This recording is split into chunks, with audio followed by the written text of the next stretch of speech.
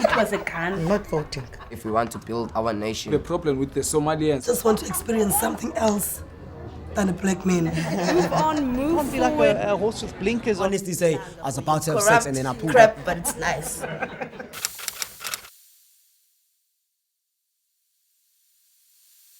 My name is Zita Mandy.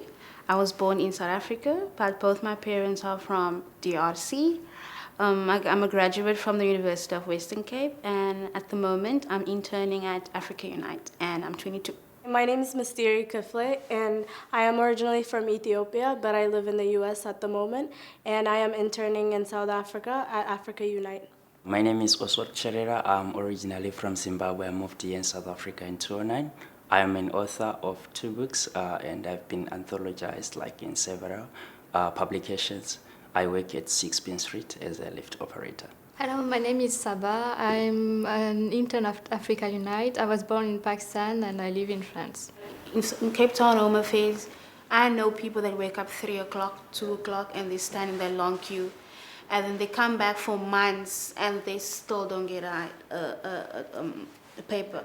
And then you're surprised seeing on TV statistics are showing that 80% of foreigners in South Africa are illegal. And I'm like, but you want us to be legal because I want the paper. I'm going there, I'm standing in the queue. Give me the paper. They refuse. You go there, sometimes they take your paper in and they tell you it's lost. Come after a week. You come after a week, they give you 1 month. And afterwards they give you a must leave. You need to go back home. Then how will you go back home if you don't have money? So the system is really failing. And when you go and complain, that's what they do. They will help you to shut you down. So Home Affairs is a very great challenge in a sense that when you go there, it's like recently, they don't like to renew our papers as they used to do. So what they've been doing recently is that you go with an asylum seeker's permit, they will give you 1 month's extension. So with 1 month's extension, it means each and every month you have to go to the Home Affairs. And if you are working, it becomes very difficult. If you are out of work, how can you apply for a work with 1 month? Whereas the asylum seekers, it allows you to study and apply for work. So, or they will tell you to go back to Mosina. In my scenario, it happened, I'm illegal recently, in a sense that I was legal, but they spit me out of the system in a sense that I went to the Home Affairs, and they told me to go back to Messina where I took my first, and that time I was in a bad financial state. There was no way I could go back. I tried to use UCT Law Clinic, to use Scalabrin Center, all the platforms which tried to help immigrants and refugees, but it didn't work. But yeah, you expect that, especially if the Minister of Home Affairs is someone who has never been outside South Africa or somewhere. They don't understand, or they don't have any connection with the outside countries. So those are my experiences at Home Affairs, and yeah, those are my experiences. Yeah, Home Affairs is a challenge for every foreigner. Like you spoke now about going to Messina. Like my brother recently got the status for 4 years and they dropped it to 1 year. Why? I don't know. At the moment I have a 4-year status and probably it will be dropped, as they're always doing. But then my own personal experience of Home Affairs is I was living on my birth certificate before I turned 18. And then when I turned 18, that's when I went to go and apply for South African ID. But I got rejected because according to them, all children born from 1997 and above, our records does not exist in Home Affairs. So even if you bring them proof of your birth certificate or whatever, you don't exist. So that I had to go stand in a long queue in Cape Town to get a status, and it was so difficult. It was like almost a year of being illegal in this country, and I couldn't apply for varsity, couldn't do anything because you're illegal. So then finally got the status and applied for university. Tried go to Scalabrini, all these refugees people, and they all said there's nothing we can do because all children my age had the same problem.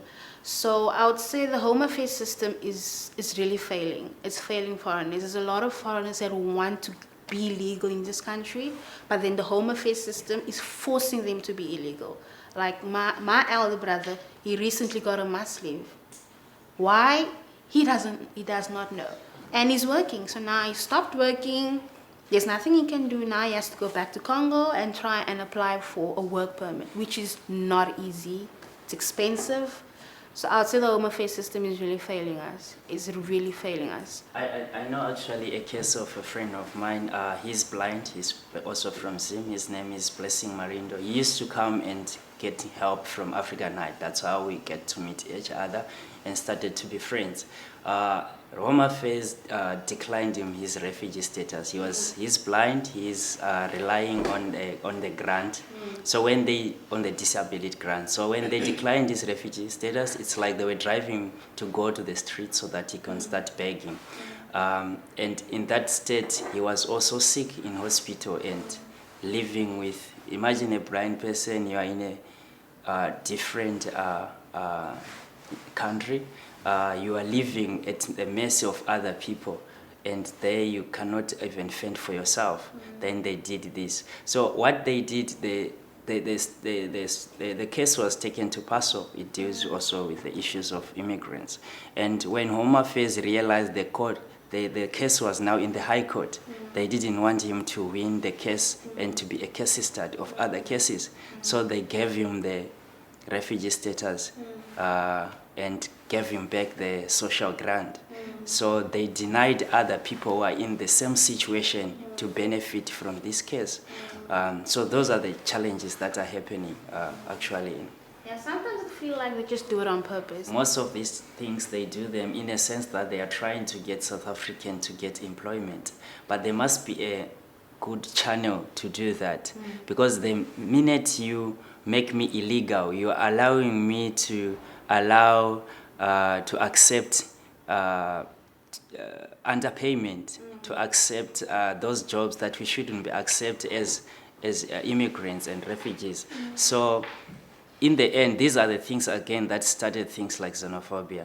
But it's in situation we have been put in, because I'm under despair. How would you expect me to survive? I accept anything on offer.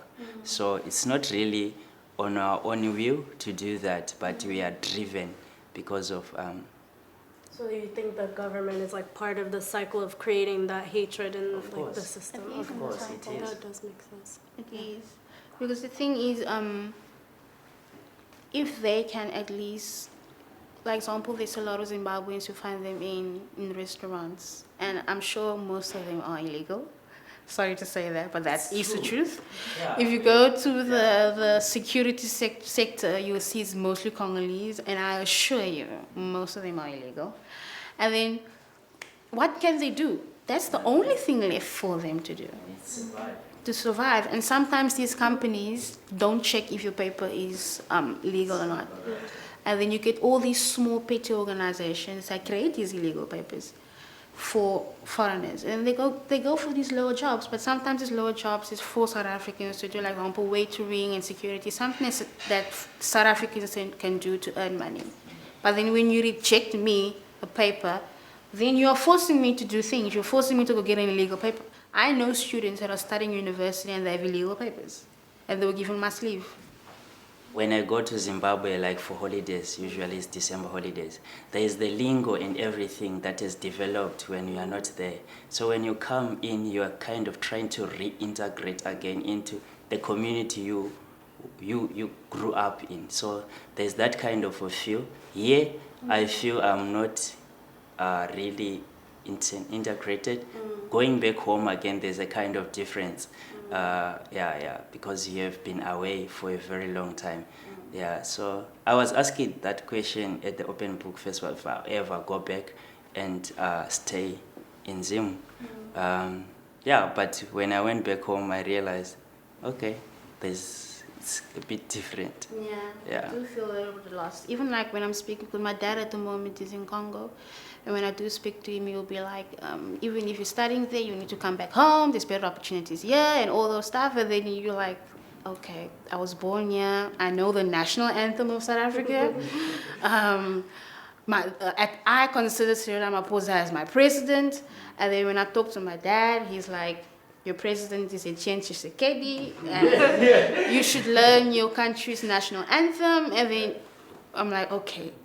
So sometimes I just tell my dad, you know what? I'm just an African, that's all.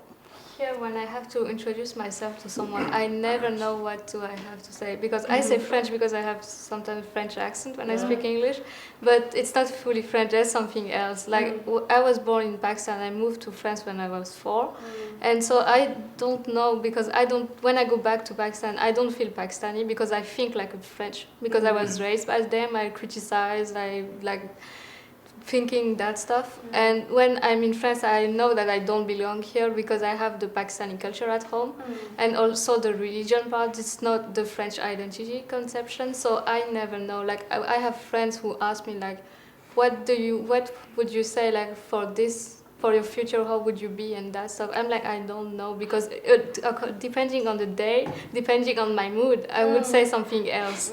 That is true. Like even I get that a lot. Would you ever marry a South African man? And I'm like, oh, okay. I don't feel like I belong to nowhere. Like no Pakistani, no French. I don't know. So the truth is, you do feel displaced. Like wherever I go, if I'm in the Congolese section, I feel displaced. Like some of the words they say, some of the characters which I'll find weird, because I'll compare it to what I learned in South Africa. And then they'll be like, no, you shouldn't act like that. That's how white people act. And then when I'm in South Africa, they'll be like, no, that's very like, so you're just displaced. You don't know. It always creates like an identity crisis. You don't know where.